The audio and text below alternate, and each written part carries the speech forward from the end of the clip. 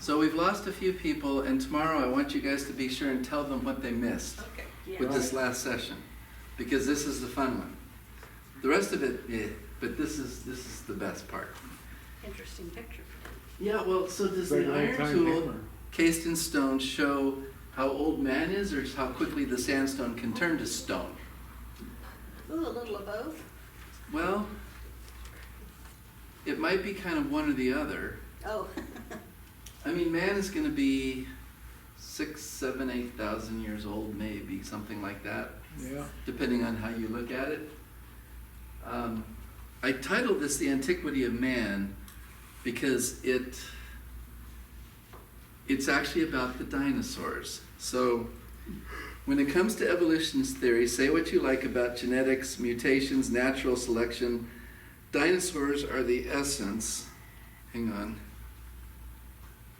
There's a big water spot right in front of my eye.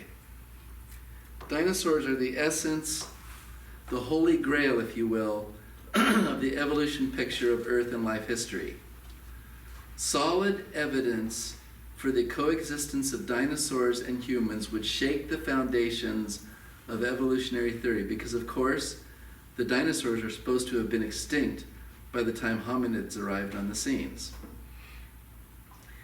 And this is from Dr. Philip Kitcher, Abusing Science, The Case Against Creationism, 1982. If somebody could provide a coercive case for the fact that American Indians dealt with dinosaurs on a regular basis, then the time frames which evolutionists so love to use as a magic wand to enable their doctrines, there's the philosophy again, would be demolished. The entire doctrine of evolution broken. Not that there is any lack of logical proofs that no amount of time would suffice for macroevolution. I talked about mutation theory, it doesn't work. But without those timescales, no version of evolution is even thinkable, much less possible. Yeah. We do know from historical documentary records of our own time that man and dinosaurs did in fact live together. Like there's proof right there, Barney. Yep. And Isn't there a cave and I Yeah, think, Dino. we're going to get to that. oh, okay, A cave where they drew him on there, yeah. yeah. We've even discovered that not only did dinosaurs have a superior intellect, they had talent. They did. Yeah. Old Dino played a mean bass. Natural Bridges National Monument, Utah. Oh, Now, I want to stop for just a moment. oh gosh. I'm going to show you a series of lines of evidence that could suggest, Yeah. in some cases absolutely do suggest, that dinosaurs and man were contemporaries of each other. So when you're out on a trip, or you see something really interesting, or something falling out of the sky, or whatever, what do you usually do right away? Get your Okay. camera. You whip this baby out, you hit camera, and you Too start late. taking pictures of whatever it is. That's what we do. We take digital photographs of stuff, right? Well, that wasn't any different thousands of years ago. Oh yeah. We took our digital photographs back then. They just were a different digital medium. Right. They might have been rock carvings, they might have been sculptures, they might have been paintings. And many of these lines of evidence I'm about to show you, a couple of them have, potential difficulties, ways that the evolutionists could argue, oh, that's just this or that or whatever. This first one, I included, but I think it's probably one of the weaker examples that I have at the Kachina Bridge in Natural Bridges National Monument. There's this There it is. thing that looks a little bit like a sauropod dinosaur. It does. Here, I'll use this. I can see its head right there with the gonna little jiggle. thing on it. So right there's the head, here's the long neck, the body, and the tail, and down here you see the legs. Now, Yeah. The legs, I didn't want it to do that. Can I make that go away? No. I guess it'll just go away in a second. The legs are a little different than the rest of the body, which makes me wonder, were they just making a snake up there? But still, there is some potential that this is exactly what we're looking Are there at. other drawings that are around it there? There might be. I was just wondering if it was a drawing at all. It looks like a stain, kind of. Well, here's a man and a brontosaur together. Now here, the images are a little bit highlighted, or they're augmented, so you can see them better. So there's Oh, the yeah. brontosaurus thing, and there's a man. Okay. This dates back to the time of the Anasazi Indians, about AD 400 to 1400, based on the patination, the patina that's developed on the rock. All right. Now, they were in South America, right? Anasazi, right? No, that's North America, the In North American America, West. right, okay. There's a petroglyph at Natural Bridges National Monument that bears a startling resemblance to a dinosaur, specifically a brontosaurus, with a long-tailed neck, small head, and all. Yeah. Now, this is from an evolutionist named Fran Barnes, and she's also a rock art authority. One of the staff members at the park there says, some people think it's really a picture of a dinosaur, but they're crazy. That's what it looks like. What was it that George Wald said? We can't accept that on philosophical grounds, so we choose to believe the impossible. This is a philosophical argument that this person is putting forth. It's not an argument. She says they're crazy because she or he, because they can't conceive of the idea. Their philosophy is that the dinosaurs went extinct 65 million years ago. Could have been a little kid's rendition of a dog. Well, it could have been a lot of things, I suppose. When it comes to the origin of life on Earth, there's only two possibilities. And this is that George Wald quote. And the fact that we can't accept the special creation argument on philosophical grounds, so we choose to believe the impossible. And this kind of falls into that. Here's another petroglyph from Havasupai Canyon, Grand Canyon, Arizona.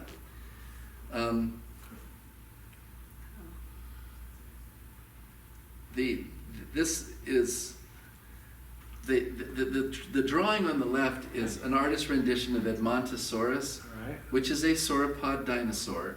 Many of the sauropod dinosaurs we find, and this is important here in a few slides, tended to get up on their hind legs so they could reach higher up into trees. Like, well, he only has those little bitty arms in the front. Well, this is a sauropod. This is like a brontosaurus. Right. So it would normally walk around on all fours. But it looks like it's only got two legs. Well, then it's got the Little- arms on the sides there. skinny arms, yeah. And there's a petroglyph in Havasupai Canyon that resembles, or could resemble, a sauropod dinosaur Yeah. up on its hind legs. Right. You be the judge. Here's an interesting one. This is the tomb of Bishop Richard Bell, Carlisle Cathedral in northern England.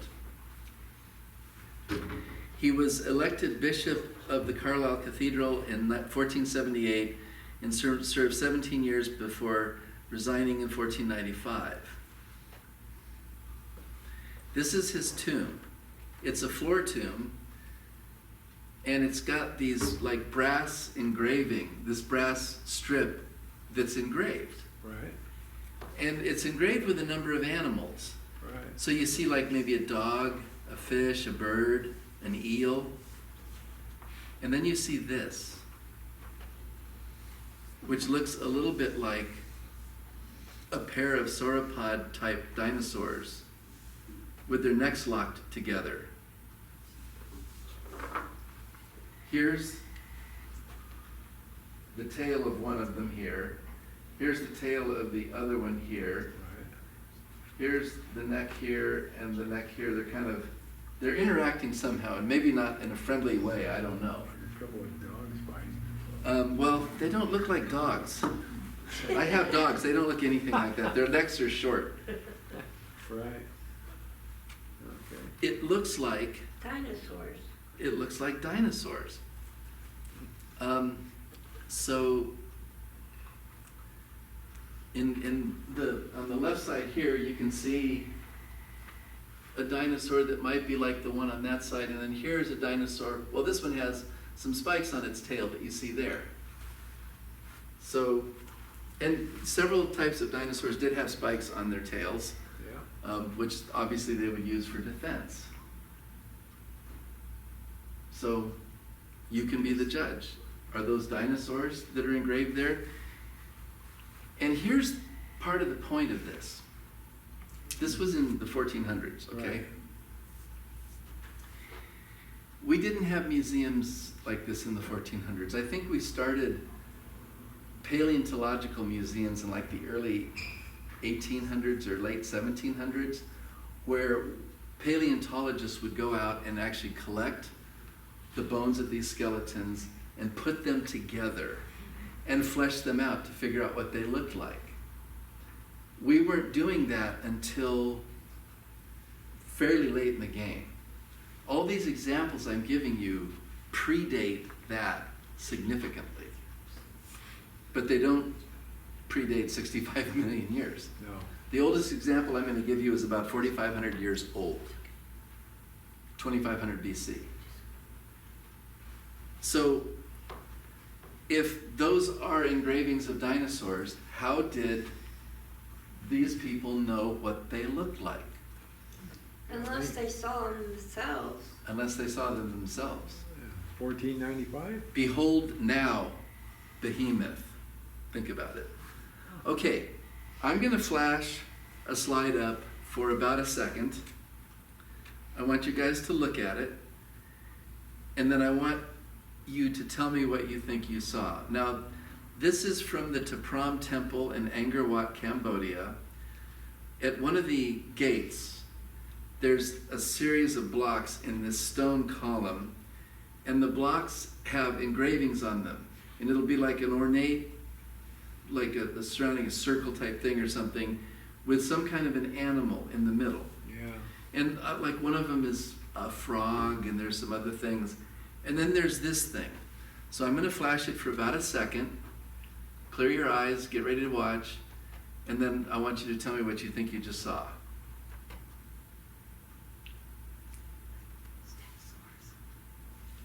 Stegosaurus. Stegosaurus. Two people said Stegosaurus. This is the Tapram Temple. It was actually built in around 1100 AD by some guy to honor his mom, and it's one of the biggest temples in Angkor Wat, Cambodia, to honor his mom. Sons, you're not measuring up. Anyway, by one of the gates is this column, and there's a something, I don't know what that is. That looks like a deer or something. That's a person, who knows what. And here's our little Stegosaurus guy. Now, sometimes we can actually do more damage than good. These things develop what's called a patina. Rock weathers right before our very eyes. So in the space of human history, in the space of a few thousand years, an exposed rock face will darken, redden, or become more black. If it's iron oxides, it can redden. If it's manganese oxides, it can be more like a dark gray or black. But they change over time and within human history. And one of the things the guys that discovered this did was they went and cleaned up that one block really well so you could see it better. And I don't know whether that really helped. Because if I was a real skeptic, I could almost say that somebody went in there and cut out that one part of the block and made a replacement block and stuck it in there with a Stegosaurus. Yeah. Now, when you look at the overall column, it seems really unlikely that somebody could even do that. Some people have said that it's like a hippo or a hog or something Rhino. in big foliage. So those are leaves across its back. Right. Is that possible? Yeah. I suppose. But honestly, that looks like a stegosaurus. Those leaves are way too orderly. Yeah. So this is 1,100 years ago. We had the Carlisle Cathedral 500 years ago. We have this 1,100 years ago. We've got the Anasazi Indians between 500 and 1,500 years ago.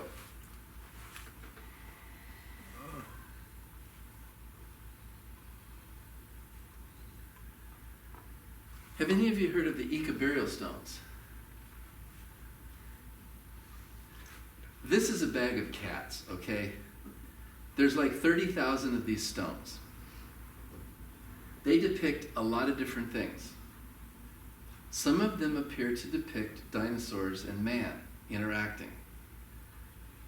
Some of them depict some of the medical procedures that the indigenous peoples of these areas were known to be able to do eons ago, brain surgery and things. You've heard about that. They're not far from the Nazca lines in Peru, and you know the significance of that is supposedly alien visitations. Some of them appear to show maybe something to do with alien visitations, which isn't helping. But one interesting thing, these are like andesite boulders, river worn, that have developed a patina on the outside, and they would chop through the patina to make the pictures. And some of the ones, especially the ones with the dinosaurs, where they cut through to etch in the pictures, you can see that is actually starting to develop a patina. It's starting to age. Some of them aren't. So they have very strict antiquities laws in Peru, and the person who was collecting all of these things got nailed by the authorities for violating antiquities laws. And he said, well, I'm making them all myself. And they let him go. And then later he admitted, no, I didn't make them all myself. So like I say, this is a little bit of a bag of cats. It's kind of a mess. It's a piece of information that may or may not really be valid, but to whatever degree it is valid, it is consistent with the idea that dinosaurs do not predate man by 65 million years. We'll get to another example soon that is actually much, much better. But here's one of the Ica burial stones. So this depicts, it looks like a T-Rex type critter that's grabbing onto this guy. Actually, that wouldn't be a T-Rex, that would be a velociraptor at that size. And this guy is stabbing it in the head with a knife. Oh, there you go. Now, I saw Jurassic Park. I don't think this would be possible. This may actually be telling us that Jurassic Park wasn't maybe quite so accurate. But here's another one attacking him from behind, and that would be consistent with the idea that these velociraptors hunt in packs, whatever. Is that, Huh? was that showing teeth? Is that what it had? Yeah, you can see teeth in the one on the Okay. left, for sure. All right. Yeah, I wouldn't want to be that guy, whatever, because I know, and he's as big as the dinosaur. it doesn't look like it's going really well for him. Oh, don't? I And can't that- tell. Well, he's being attacked from behind by one, too. Oh, I see, okay. Yeah. I like this one. It's a guy riding along on a triceratops smoking a peace pipe. Really? Well, he's smoking something right here. That looks like a pipe. Oh, yeah, That's definitely a triceratops. Just out for a stroll. yeah. If this is real, Makes you wonder what he's smoking. it never occurred to me. If this is real, this is extremely damaging to the whole concept of the dinosaurs went extinct 65 million years ago. But isn't it true that that they did find dinosaur bones? Well, they find dinosaurs. Dinosaurs were real. They do find dinosaur bones. And actually, fairly recently, they've been finding, I believe it was a T-Rex skeleton, and I think it was up in North or South Dakota. Yeah.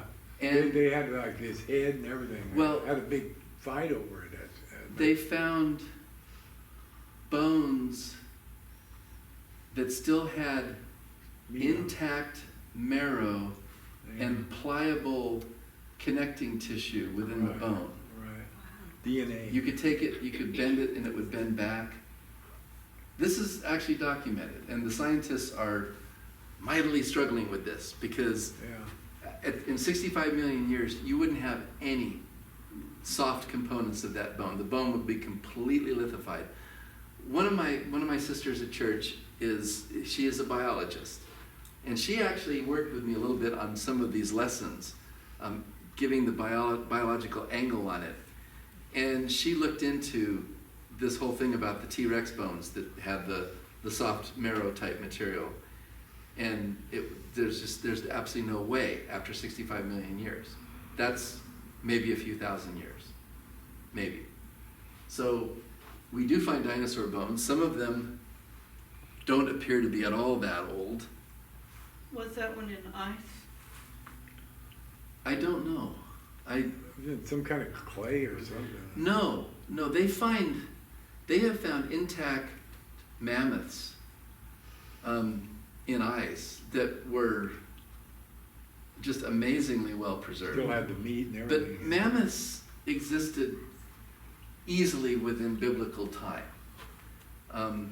We know that we coexisted with them. We know that we probably overhunted them. But we know that mammoths existed around the last ice age. So they're not that old. And I mean, they're basically elephants. Hairy elephants, So. yeah. I like this one. So this guy is being attacked by a T-Rex, and here's Malcolm being attacked by the T-Rex. So I guess the first one was the Velociraptor. The next one was a Triceratops. This is a T-Rex. And this is on those burial stones. These are these Ica burial stones. Okay. So if they're real, what else can we deduce from this than we lived during a time when dinosaurs lived? Because these stones very clearly depict dinosaurs and man interacting.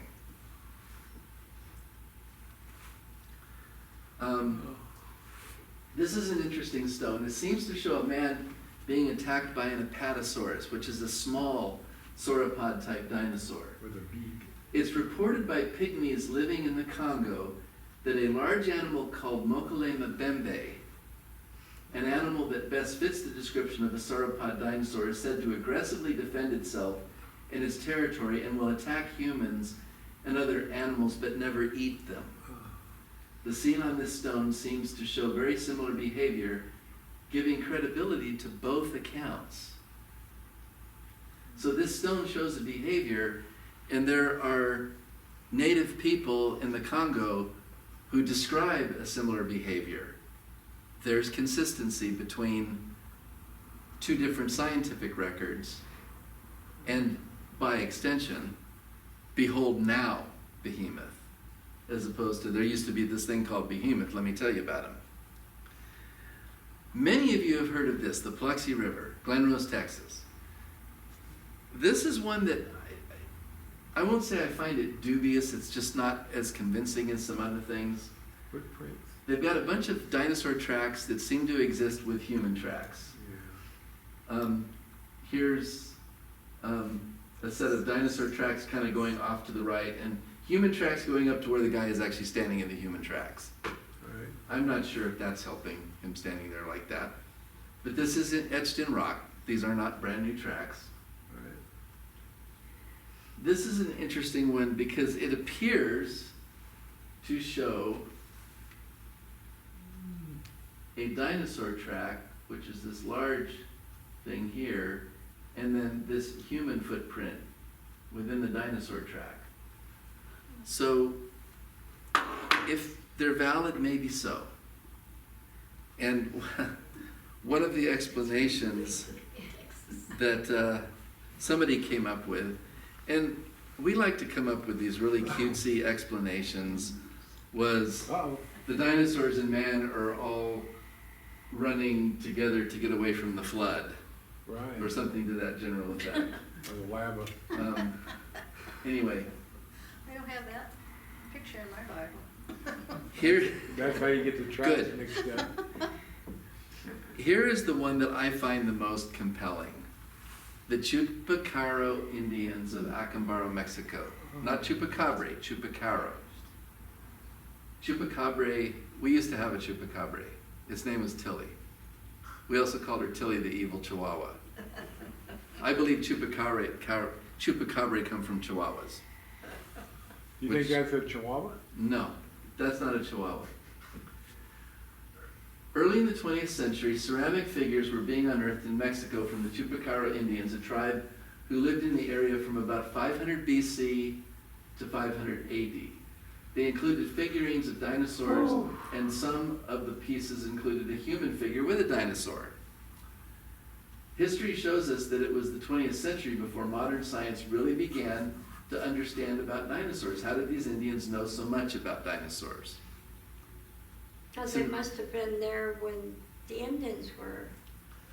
These were their digital photographs. Yeah. They did these stone carvings and clay sculptures of these things. I was trained and worked for a number of years. This is, I forget who. A number of years as a biologist. At university, I took a number of courses where evolution was stressed and taught as fact. I have since learned better. If it could be shown that, in fact, dinosaurs and man were contemporaries, that would be kind of hard on the geological column and evolutionary theory. Yeah. And we've already heard other words to the same effect. Proof that dinosaurs and man existed together would shake the foundations of evolutionary theory. Some of the pieces include a human figure with a dinosaur. In this case, they don't seem to be getting along very well. They're playing.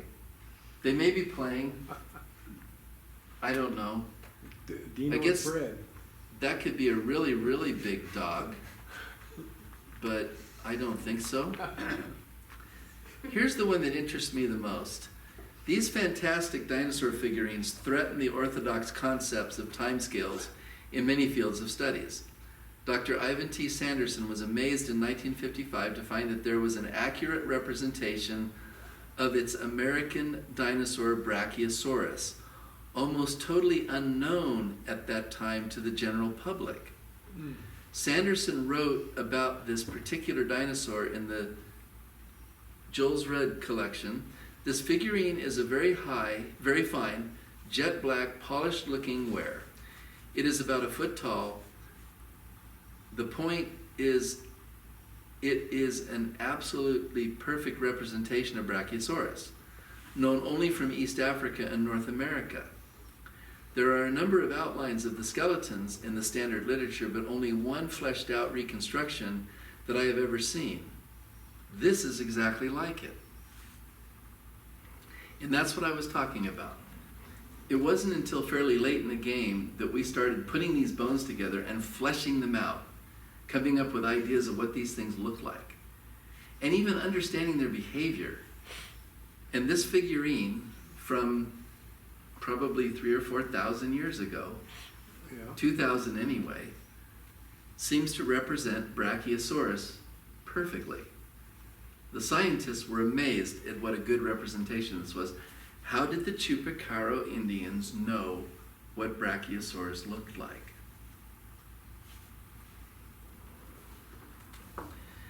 Dinosaurs including duck-billed Trachodon, Gorgosaurus, horned monoclonius, all these, I'm not even going to read them. I don't blame it. They'll get longer and longer. Harder and harder to pronounce. Now, initially There's Leviathan, that's mentioned in the Bible. where's Leviathan? This is actually Iguanodon. And this is what's interesting, because Iguanodon was this dinosaur that had an almost horse-like head, horse-like mouth, and this kind of triangular shape to the top of its head that we knew from the fossils. And so we had, these representations of Iguanodon, and there's the horse-like mouth and the kind of triangle shape on the top of the head. And they found this rock carving. And tell me that is not an Iguanodon. Tell me that is something else other than an exact representation of an iguanodon. Look at the top of its head, Yeah. that kind of triangular shape, almost concave sort of shape that it had to the top of its head. Now, initially they did carbon dating on some of the clay sculptures. And these are some of the dates they came up with: 1640 BC, 4530 BC, 1110 BC. Those are great. Those are very telling. Basically from about 3 to 6,000 years ago, 3,000 to 6,500 years ago. It gets better. In 1972, Arthur Young submitted 2 of the figurines to Dr. Froelich Rainey, the director of the Pennsylvania Museum for Thermoluminescent Dating.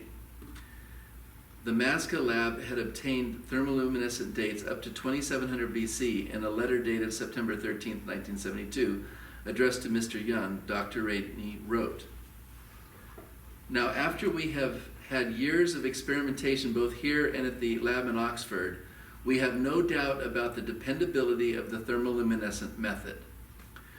We may have errors up to 5 to 10% in absolute dating, but we are no longer concerned about unexpected bugs that might put the whole system in doubt.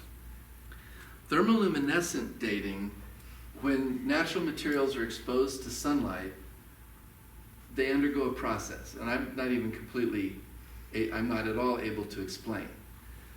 When we're trying to date strata around a fault to characterize fault movement or fault activity, we will collect samples for thermoluminescent dating.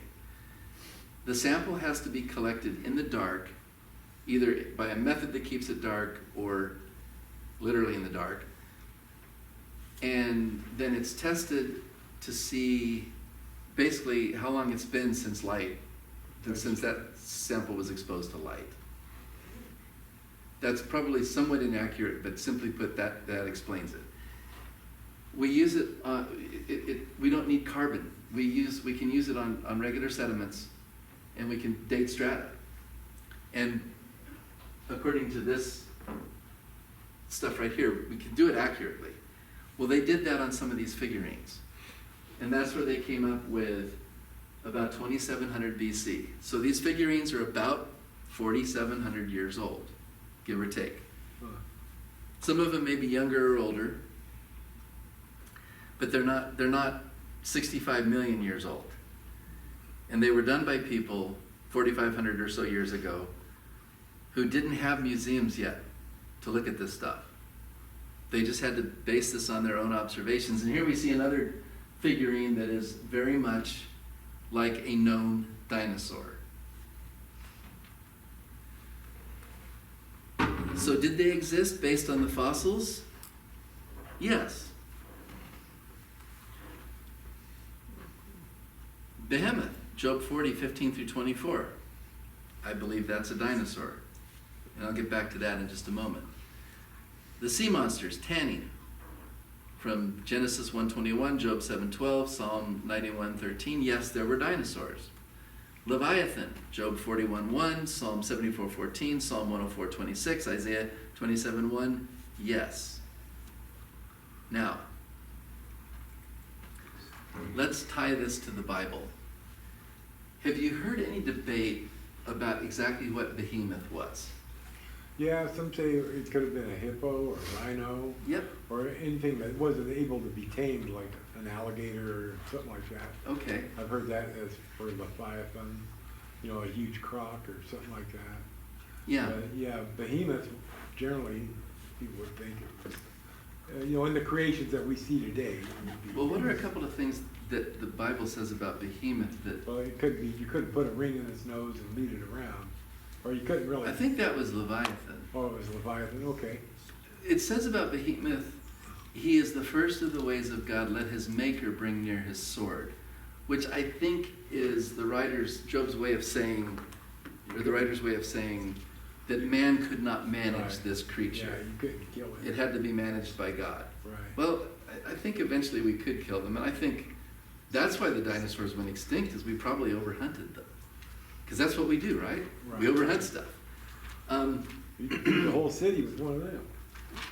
But what physical characteristics does the Bible ascribe to behemoth that lead us to either look at modern animals or to look at dinosaurs? What you guys remember this They stuff? spoke about his tail, I think. He bends his tail like a cedar. Yeah, that's right, like a cedar, and then, His limbs are like bars of iron, Right. and his legs tubes of bronze. right. Now, I like to find modern day analogs for various stuff. And this discussion about the limbs does sound to me very much like an elephant. Right. However, when we get Not to the the tail tail. part, No, that would be an awfully young cedar yeah, if that elephant's tail is being bent like a cedar. right. So what animal does bend its tail like a cedar these days? It could have been like a croc or an alligator. A big crocodile or an alligator. Yeah, But they have wimpy little legs, yeah, they do. so they don't fit the description No, they either. don't. I believe I can settle the debate, Okay. and I can settle it right now. And then we're pretty much done. Job, chapter 40, verses 15 through 24. Behold now, behemoth, which I made as well as you. He eats grass like an ox. Behold now, his strength in his loins, and his power in the muscles of his belly. He bends his tail like a cedar. The sinews of his thighs are knit together. His bones are tubes of bronze. His limbs are like bars of iron. He is the first of the ways of God. Let his maker bring near his sword. Surely the mountains bring him food, and all the beasts of the earth play there. Under the lotus plants he lies down, in the covert of the reeds and the marsh. The lotus plants cover him with shade. The willows of the brook surround him. If a river rages, he is not alarmed. He is confident, though the Jordan rushes to his mouth. Yeah, all that part could sound sort of like a croc or alligator, but the other parts in the beginning didn't. Like the If a river rages, the elephant is bouncing downstream with the current. yeah, The crocodiles and alligators are hiding in the side eddies, or just going downstream with the current. The hippos, boing, boing, boing, boing, downstream with the current. Argentinosaurus was a sauropod dinosaur that was 128 feet from the tip of its nose to the end of its tail, and it stood 60 feet high at its back. Oh, That animal would stand in the raging river and say, whatever. how's he gonna be under the lotus plants or lie down in the, Well, they're big plants, big trees, whatever. right? I mean, there's a lot in this passage that we'd have to wrap our heads around. But it comes down to that last statement. If a river rages, Yeah. he's not alarmed. He's confident, though the Jordan rushes to his mouth. There is not a modern day animal that fits that description.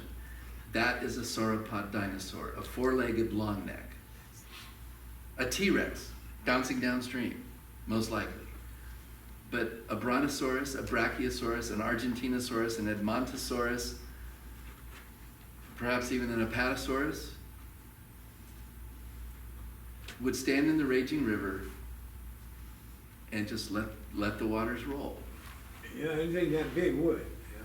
That, folks, right there, I think, pegs behemoth as a dinosaur. Go back to the beginning of the passage. Behold now, behemoth, Yeah. which I made as well as you. God is talking to Job Yeah. about things that Job either wouldn't understand or couldn't manage. After Job wanted to know what's going on, and God is basically showing him that it's not yours to know everything. Yeah, that's right. But I love you and I'm going to take care of you anyway. And he tells him all these things. And he talks about behemoth. Job saw behemoth. Behemoth was a dinosaur. I believe 100% based on this passage. And not the tail and the legs, but the fact that this animal would manage a raging river. Thoughts? Anyone want to argue with me? So roughly that would be the length of this auditorium plus a little bit taller? A brachiosaurus could probably fill the auditorium and the back might be a little too high. Argentinosaurus would look a little bit more like this whole building. Wow. 128 feet. This auditorium is 75 feet long, maybe, and that's 8 feet. 12 feet high. 12 feet So high. Wow, 12, 24. Argentinosaurus would have been 5 times the height of the ceiling. goodness. Oh, that's a big animal. No. Really? It is a big animal. You don't want it as a vent. Oh, I wouldn't want to run into that animal. Or feed 'em. So how do we know what happened to them? Why did they get extinct? Well, according to some people in the Congo, they're not extinct yet really? because they talk about Mokele Mbembe, that animal we looked at a few minutes ago that, though it doesn't eat humans or other animals, it is known to aggressively defend its young. And it kind of tied to that one slide. Looked like a brontosaurus.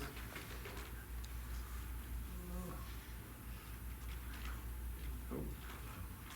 Nope. I thought it was here. No, you keep going. Nope. Where it went. Oh, it was There it with the was. Ika burial There it stones. was. No, not that one. Okay. There it is. So in this stone, we see a sauropod type dinosaur. So 4 legs, long tail, long neck, okay? And it's got this guy by the neck. So obviously they're not getting along. This stone seems to show a man being attacked by an apatosaurus. That was a small-ish sauropod dinosaur. It is reported by pygmies living in the Congo that a large animal called Mokele Mbembe, an animal that best fits the description of a sauropod dinosaur, is said to aggressively defend itself and its territory and will attack humans and other animals but never eat them. The scene on this stone seems to show very similar behavior, giving credibility to both accounts, the account on this stone and the account of these people in the Congo. Oh, So are they totally extinct? we don't know. We don't know, but there's evidence that some of them may actually still be around. Oh. And I did pose the question when I was teaching this, a second version of this to our adult class at Bostonia. I knew that I had to change tack a little bit after the first session. It had gone so well in the young adults class, I thought, great, right into it. You remember Bud Clark? He would sit up at the front, like 3 pews back, right over there. And I'm standing in the pulpit during Bible class doing this lesson. And the whole time, Bud Clark is sitting there with this look on his face like,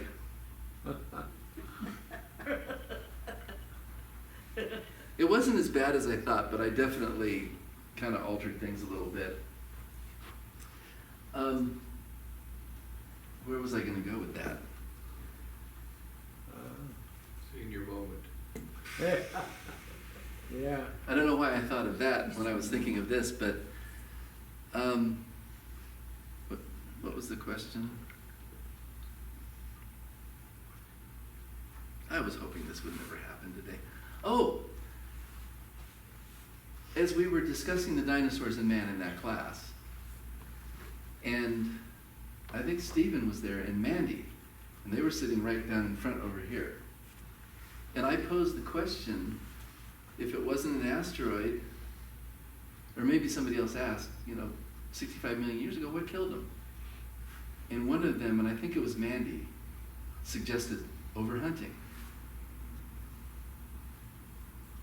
Haven't we done that today? How many animals have we overhunted? Almost to the point of extinction. Buffalo. The buffalo would have definitely been extinct if But they a few were of them really had going after survived. that. whales. Mhm. The eastern North Pacific right whale is so endangered, there's only about 30 to 50 individuals left. Now they're coming back because we're protecting them. Yeah. They come back slowly. I had the privilege of actually seeing an eastern North Pacific right whale from the airplane once when I was flying out over the coast by La Jolla.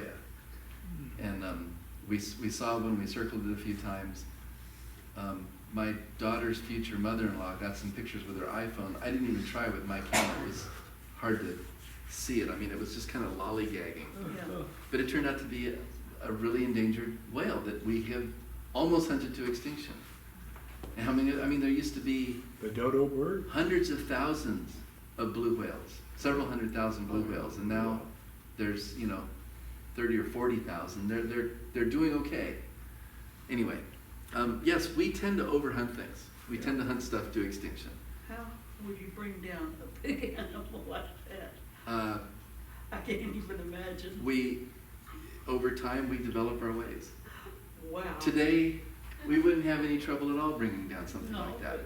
Get your pipe and jump on his back and, Just beat it to death. Well, who knows? who knows? What's the reproduction rate of these big animals? Yes. Oh, there you go. I can't imagine it's like rabbits. We No. might have just ate all their eggs. Who knows? Yeah. Or somebody else might have eaten all their eggs. Yeah. I don't think the dinosaurs went extinct 65 million years ago. If they are extinct, they went extinct 500 years ago, give or take. Wow. And they may not even be extinct yet. That's the thing, the world is really so big with so many little hidey holes. Yeah. We haven't explored all of them. Luckily, in this country, we have explored most of them. And I say luckily because I can't tell you how much I would hate to come around from behind a tree and find myself face to face with a T-Rex. That's the stuff of absolute nightmares. Or, worse yet, a couple of velociraptors. Yeah. Oh, yeah. Africa seems to be the place where you might go actually see something like that. So, of all the places I want to travel, maybe not Africa, Yeah. because I just don't want to get eaten by a T-Rex. Yeah. How about a hippopotamus? Do you know that they managed to kill more people than just about anything else? Yeah, they kill you. Because they're so goofy looking, who's going to take it seriously? Yeah. But it is one of the most Very ferocious and over short distances, very fast. Yeah. Yeah. Any questions, comments, thoughts? Yes. I had a small comment since you went back to the dinosaur you have here, Mokele Mavembe. I don't know if I'm saying that correctly. I don't either, but that's how I say it. I Googled it real quick, and it says in the Bantu language it means one who stops the flow of rivers. Ooh, interesting. Ooh, there you go, just like in the Bible. Well, Hey, that would be an animal that's big enough to sit in a river and not be alarmed. they not only had, they also say that these dinosaurs existed in the oceans and in the river. They had a prehistoric fish and Yeah. all that. So there must be a way that those all of a sudden just disappeared too. Did they? I don't know. That's why I'm asking. So there was a fossil fish called coelacanth we were talking about earlier. Right. And all of a sudden, in the 1930s, they caught a live one. And they've caught more live ones now. Yeah. The coelacanths are alive and well and doing fine. We can't see everything. Right. And if fossils are not as completely old as some paleontologists want them to be, philosophically, it leaves a lot of room for a lot of this stuff to still be around. And sometimes things just go extinct because it is their time. Yeah, and not just that, plant life. They've even got fossils of this. So a plant life that's extinct now, or they think is. Mhm. That all they try to tie all back to the certain age of the dinosaur. Yeah. Well, that's true. Yeah. Suffice to say, so let me go back to that last slide.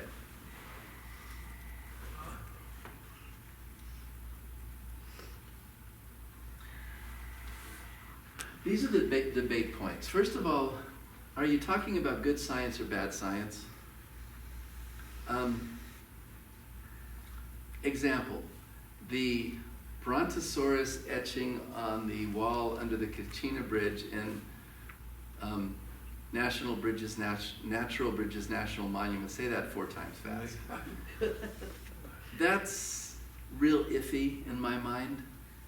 There's explanations that the naysayers can give that I have a hard time refuting. Oh. The clay sculptures of the Chupacaro Indians, on the other hand, being dated by thermoluminescence at 4500 BC,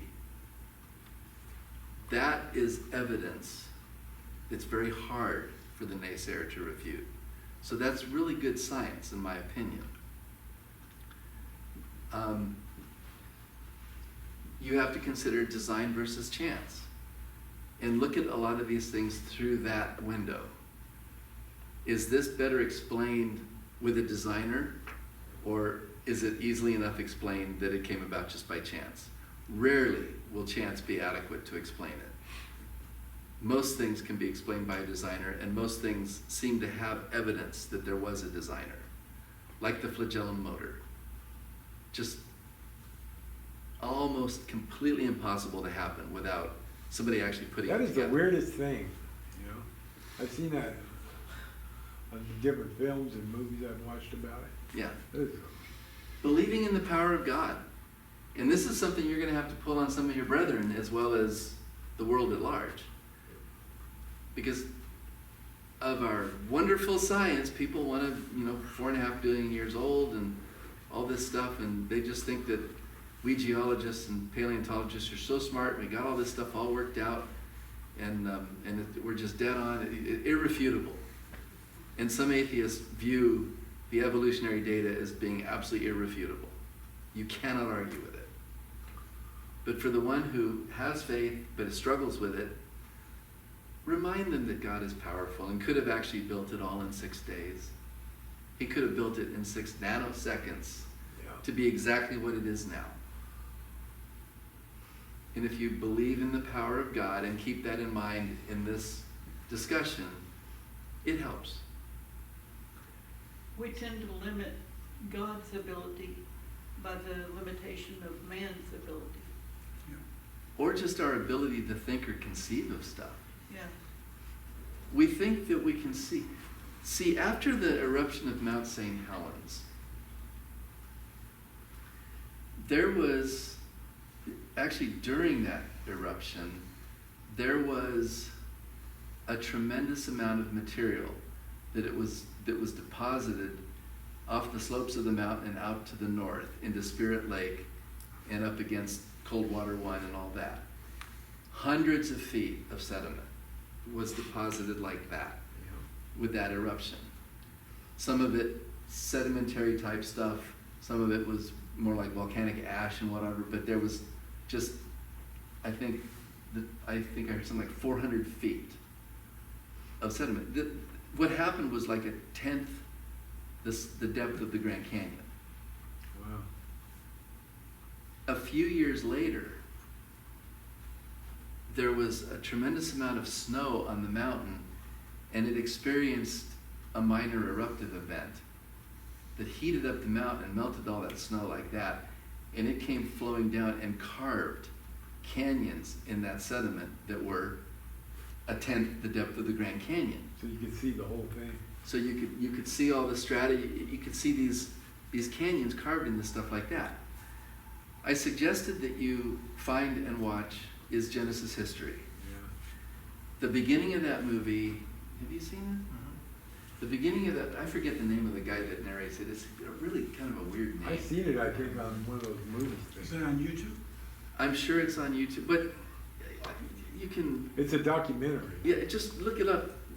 Look it up on the internet and find it. And I may have a copy of it in the podium right there. really, Really? I'll have to look, but I've got some stuff there. I know that we watched it here. there's way too much stuff to go through right Yeah, now. it's been a few years, but when we first got the TVs installed, we did play it one day. Oh, Well, you remember There was I? I don't remember. It was remember long- how the movie starts? The narrator is I heard of walking it. through these beautiful hills with little rolling streams, and the hills are all grass covered, and there's little flowers and plants growing all over the place. And he's talking about this scene, this environment, and how long to develop all of this, and just this beautiful area. And then he makes the statement, 30 years ago, none of this was here. He was on the north side of Mount St. Helens, and he was walking through what looked like a fairly mature, well-grown Area. landscape. But it was something that 30 years before had been completely different. And that is consistent with biblical teaching and is not consistent with much of evolutionary Right. doctrine. So that's the bottom line today. Have I demonstrated that there's a better consistency between many of these things, the Big Bang Theory, transition species, intelligent design, dinosaurs? Is there a better consistency between those sciences and biblical teaching, or those sciences and evolutionary teaching? Right, biblical teaching. I hope that I've demonstrated that biblical teaching, scripture, is more consistent with some of these things. Yeah. So this is what you take out there into the world. Find somebody that's searching. Maybe they're struggling with this stuff a bit. And just be about the business of showing them that they can pay attention to scripture and still be a science nerd. I am testimony to that. I am. That scripture is not contradictory to the scientific record if they're willing to look at what the record really says. Right. So, You know, thoughts? And I do like science, and in school, they taught us kingdom, phylum, and a family, order, genus, species. Kingdom, phylum, class, order, family, genus, species. How do I remember that? That's out. But in particular, I like purple flowers. And Frank and I have traveled a fair amount. I always am looking for purple flowers. And everywhere we go, I see purple flowers that I have never seen before. And that's specific down to genus and species. Okay. How could just any random thing do that? I could go my whole life and never see all the purple flowers in the world. I forget the order. I believe the Bible says that God created the grasses, the flowering plants, and then the seed plants. And in the evolution of plants, which I don't find very interesting, so I haven't spent much time on it. Sorry. Purple flowers are pretty, but Yeah, I'd rather see a bald eagle. yeah. That seems to be the order that these things came about in the evolution of plants. Now we're seeing that evolution over millennia, and the reality is that evolution occurred in a day Yeah. during the creation. But it's still a consistent facet Yeah. that if the Bible says them in a certain order, and that is the order that we seem to see them coming about, there we have a little consistency between biblical teaching and science. Exactly. And feel free to go out and beat people over the head with these little consistencies. So what I'm going to do, like I say, I'm going to save this PowerPoint for Max here. He can convert it to a PDF and print out copies for you guys. If somebody actually wants the PowerPoint, you're welcome to it. This is all just stuff that I found on the internet and found from my books and whatnot. So none of it is proprietary, and it's not really my own intellectual thing, other than just No organizing it. copyright. None of it's copyrighted. Well, at least not by me. Don't make a book called The Collapse of Evolution. Name yourself Scott M. Hughes and try to sell the book, because you might actually get in trouble for that. Yeah. God can do anything he wants. Anything. I think so. When I hear the definition of day, as you know, a day on Earth and a day on Mars, and they're all different. Now, we talked earlier, I said 2 miles down you can find seashells. Mm-hmm. Now, God couldn't do that. But I'm just wondering, I thought of something. Could a day mean throughout God's universe? Well, I think when he says evening and morning, That he pretty much defines says- his 24-hour period. he's talking to the Jews. They understood a day to begin about dinner time, evening, That's right. and to end the next afternoon. So when he says evening and morning, rather than morning and evening like we would, one day and a second day and so on, he's communicating to the Jews, who the book was originally written to, I believe. He's communicating something very specific there. There was evening and morning one day. I don't see anything in that scripture that would suggest that God might have had a hidden meaning in there. As long as he's powerful enough to have done anything he did on any one of those days within that day, and I absolutely believe he is, I don't see a reason to try to find a different definition of day. I'd like to see what a day actually looked like. What is in a day? Well, there was evening and morning. The day Shells, start- fish die, they sink, new ones are born, they sink, the compression, Okay, all this. that's an important point, and I'm glad you brought it up, because it gives me an excuse to take another 5 minutes of your valuable time. Fossils. They're defined in our textbooks as evidence of past life. They're not. They're evidence of past death. Oh, yeah. It's kind of a fine distinction. But we find these fossil beds. There was just an extremely interesting article titled "The Day the Dinosaurs Died." Supposedly, when that asteroid hit the Yucatan Peninsula, it caused a tsunami-like event that washed all the way up into the northern tier of the central United States. That's entirely possible. And they find these beds of dinosaur bones, like 4 feet thick. And they say that that's taking them down to the moment that the dinosaurs died. They find evidence of, like, when the asteroid hit, it would have broken up into a lot of pieces and they would have fallen all over the place. But it also probably would have ejected a lot of stuff up into the upper atmosphere and even low orbit that would have then come back in as like little mini meteors and stuff like that. I forget the term for them, but we'll find around meteorite impacts these little mini impact points. And they find some of those up in that area, and then they find these bone beds where all the dinosaurs, I mean, they just got wiped and plopped right there. You know, when you go down to the Grand Canyon, one time when I went from the top to the bottom, I picked up a rock from every strata. And then I put them back together in my garage one day. It was about that tall.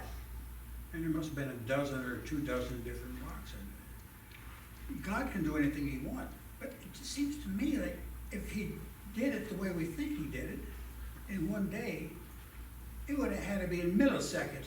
One layer, another layer, another layer, another layer. Well, but It just but is hold on. thought. When we're talking about the shells deep in the sediments or at the top of a mountain, we're not talking about the 6 days of creation there. And this is what I was about to get to. We're talking about the flood now. Mhm. We're talking about the flood.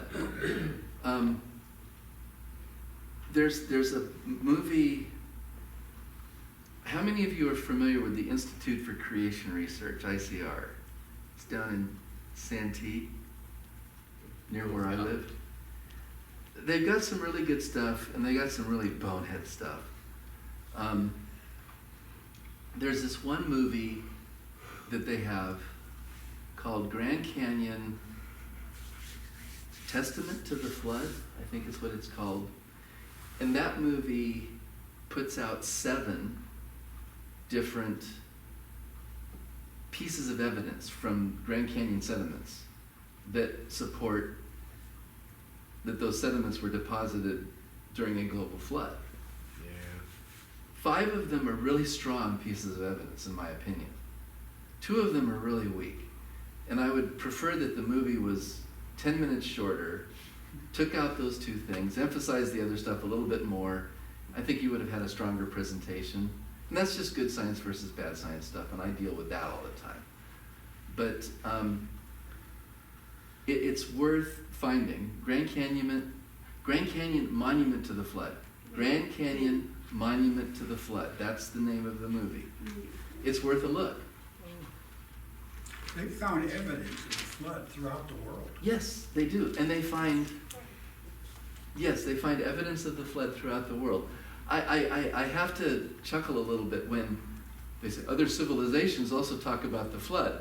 Well, wait a minute. That's kind of not possible, maybe. Not if everybody got Unless you. they wrote it down really quick when it started raining Yeah. and Or maybe they put the have- tablets in the safe so that they were protected, and then went off and died. There are large flood events, even today. We see them sometimes. But there was one global flood that was in the book That's of what I'm talking Genesis. about. And I think that accounts for, one, much of the distribution of sea life fossils that we see, shells at the top of mountains. I mean, Mount Everest. Mhm. The top of Mount Everest is sedimentary rock. Really. You know, how do you get up there? Plates. Well, plates, but it also says after the flood, the valleys dropped down, the mountains rose up, all of this stuff was going on. Yeah. After the flood, our earth, I think, was very dynamic according to the Bible.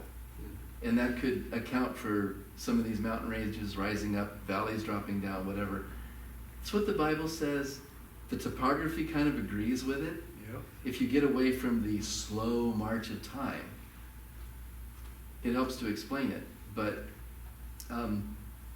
the fact that we find marine fossils in so many, in the Coyote Mountains, east of San Diego County, out in the desert, there's a fossil bed up there that I like to go collect. It's got oyster shells in it.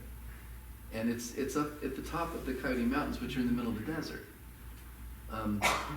So we have so many examples of that, and I believe that most, if not all of that, is flood generated. It didn't have to happen one day during the creation. It happened over a period of years following the 40 days and 40 nights Took of a rain. while It was to the dry flood. that up. Yeah. They had to float around for a couple of years before they finally found land to settle on, and That's right.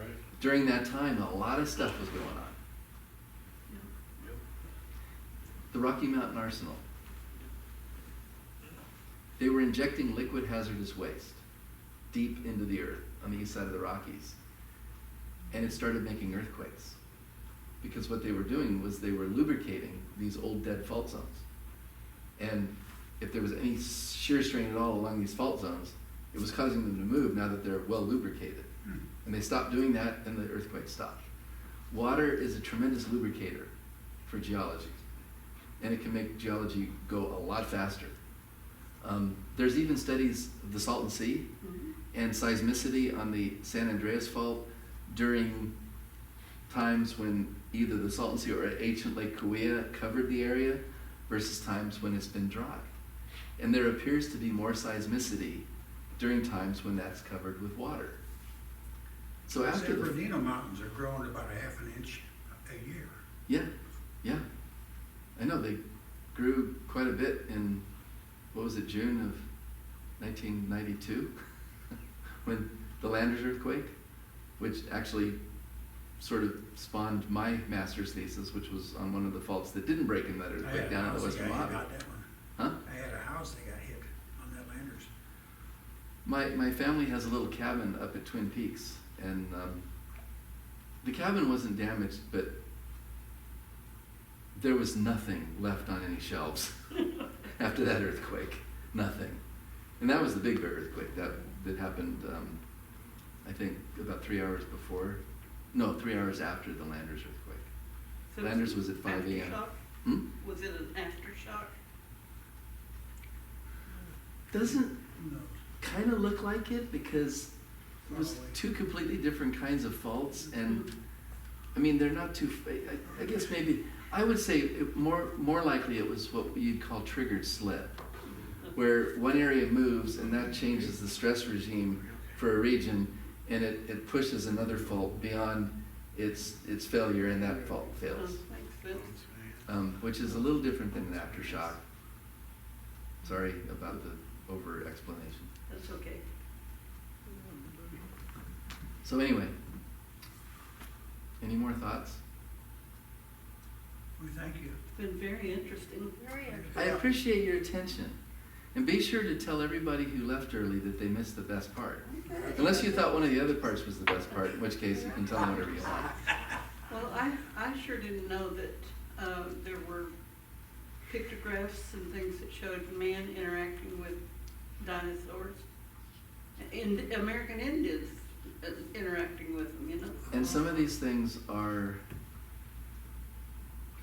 really compelling evidence. The Chupacaro Indians of Acambaro, Mexico. Somebody suggested that they were all made up and buried. And what I read somewhere was to test that possibility. Now, the fact that they're dating thermoluminescence at 4,500 BC suggests, or 4,500 years ago suggests there's no way that they could have been like made up recently, Yeah. because they would date it, a few tens of years. But I think what I read is they went to the police chief's home in the town there. His home had been there since like 1924. So they went inside and they saw cut a part of the floor and dug down, and they found the figurines and statues under there. So that made them predate 1924, which, according to this piece I was reading, predated any possibility of shenanigans with that stuff. The Ica burial stones are loaded with shenanigans. They're just a really nice, consistent little picture, and they're very visual. But I wouldn't build my argument based on the Ica burial stones. You read about them, and it is hilarious to read the shenanigans that went on with this stuff, and some of them depicting alien visitations. Like, that doesn't help.